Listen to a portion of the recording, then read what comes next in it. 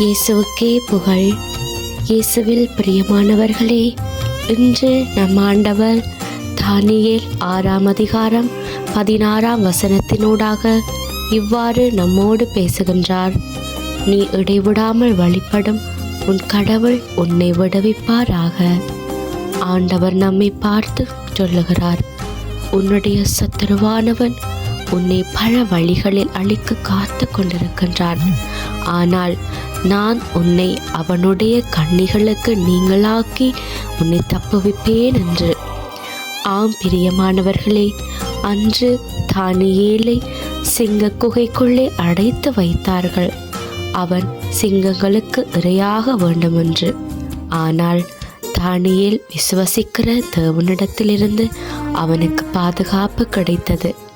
இடைவிடாமல் வழிபடும் தானியேலின் கடவுள் எந்தவித சேதாரமும் அவனுக்கு ஏற்படாமல் அவனை விடுவித்தார்.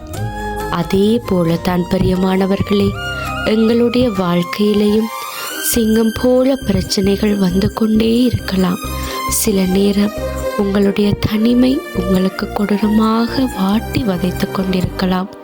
இனிமே நடப்பதற்கு ஒன்றுமே இல்லை, எல்லாமே முடிந்தது என்று மனம் தளர்ந்து போயிருக்கலாம்.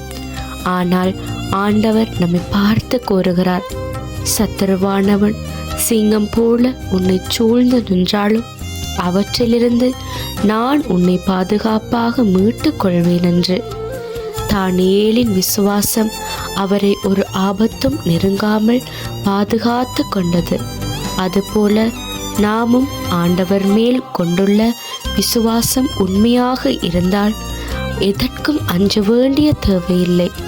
வாயார சொல்லுவோம், ஆண்டவரோ எனக்கு துணையாக இருக்கிறார், நான் ஆராதிக்கும் தேவன் என்னை விடுவிப்பார் ஆக. ஆமேன்.